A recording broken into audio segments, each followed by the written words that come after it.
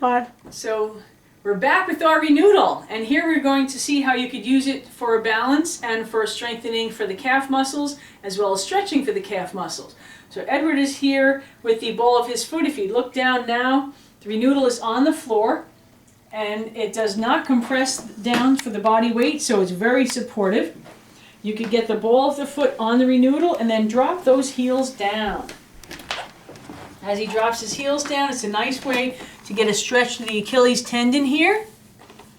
You can see a nice dorsiflexion. It's soft enough to not irritate the bottom of the foot, but it has a nice grippiness and it grasps the floor pretty well too.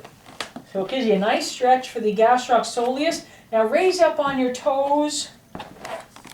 You can get a little bit of muscle activity coming up and then down. So you could do your heel raise exercise using the Renoodle, as well as stretching in between.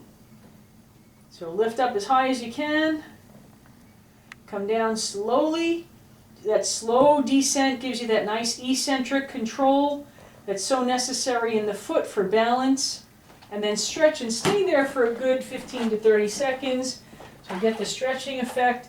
Feel how there's some pull coming up through the calf. And there's a tendency for people to try to toe out because the Achilles tendon is tight.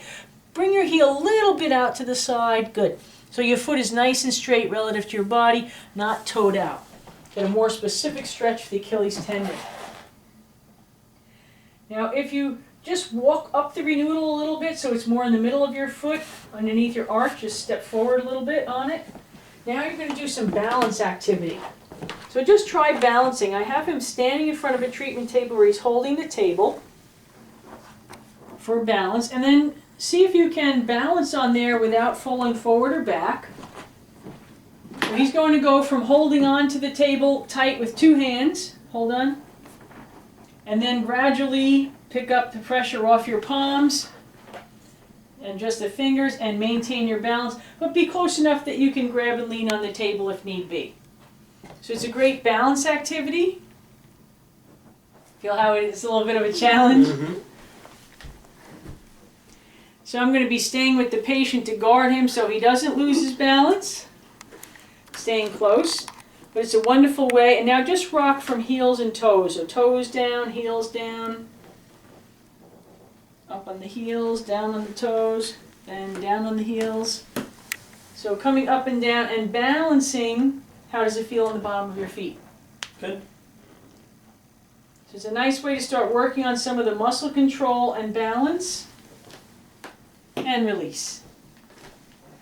Great. Now if you step back off the Renoodle, he could also do some foot massage on there. If you just plant the middle of your foot right here or here, feel how the different bumps feel and just rock your foot over that Renoodle gradually. You can even hold the table if you need a little balance. Rock and massage your foot over. Feel like there's a little bit of a give to it. Mm-hmm. So rock. Find where you feel the best to massage the bottom of your feet. So there are reflexology points in the bottom of the feet. It's a wonderful way to activate some of those acupoints in the bottom. It's great for the plantar fascia stretching. So we start with the softer part of the Renoodle on the outside, as Edward did. Then he moves into the more firm bump at the middle of the Renoodle. And just rock your foot over that. Get a little massaging action on the bottom of your foot. And you could activate different areas and different parts of the sole of your foot simply by moving your foot to a new spot on the Renoodle. How's that for a self-massage? No copays. So rock and massage.